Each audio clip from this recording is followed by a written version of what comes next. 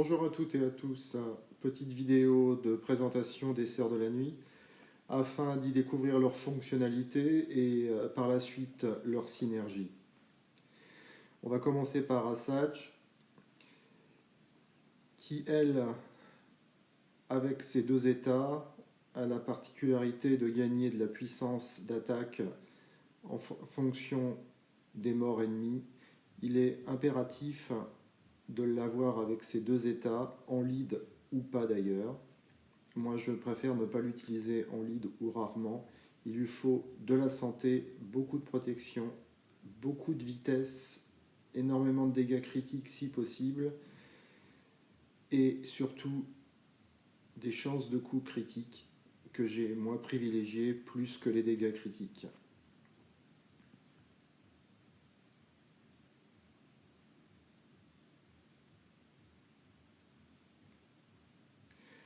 Ensuite, la mère Talzin, qui elle a la particularité d'infliger pestilence, qui permet de tuer les ennemis en diminuant leur santé sans altérer leur protection.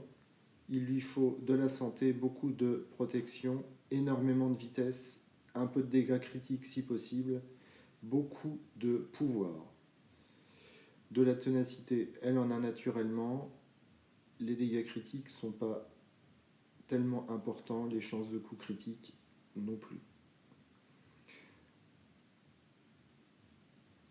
Ensuite, la vieille Daka, qui elle peut avoir un zeta surempilé que je n'ai pas encore, mais elle a la particularité de stun les ennemis, de surtout ranimer les alliés. Il lui faut énormément de santé avec les modules optionnels en guerre 12, ça aide énormément, de la protection, beaucoup de vitesse, de puissance, et moi je lui ai mis de la ténacité, ce qui lui permet de tenir beaucoup mieux en attaque. Les chances de coups critiques, c'est optionnel et pas du tout important.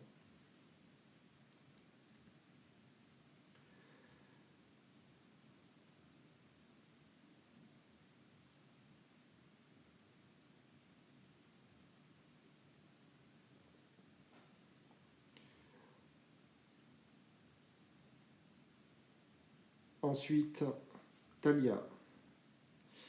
Talia qui peut être utilisée à la place de Kenobi, qui a la particularité de sacrifier sa santé pour en redonner aux alliés et de dissiper ses effets et de surtout augmenter la jauge de tour de tous les alliés, ce qui peut aider pour accélérer un petit peu le jeu.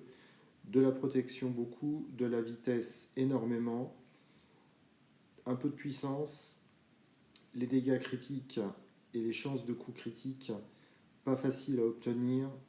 Si c'est possible et qu'on a les bons modules et qu'on a que Talia, c'est surtout à ne pas négliger.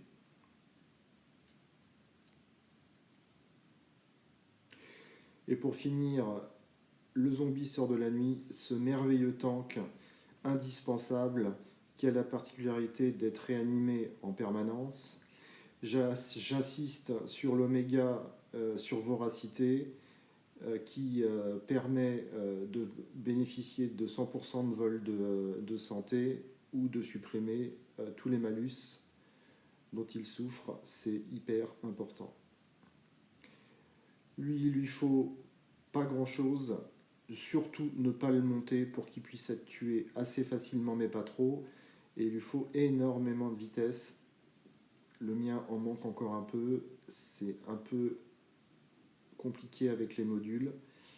Dès que je peux, je lui en rajouterai pour qu'il puisse être encore un peu plus efficace. Voilà les principaux. On passera à la petite vidéo de démonstration en attaque à la suivante.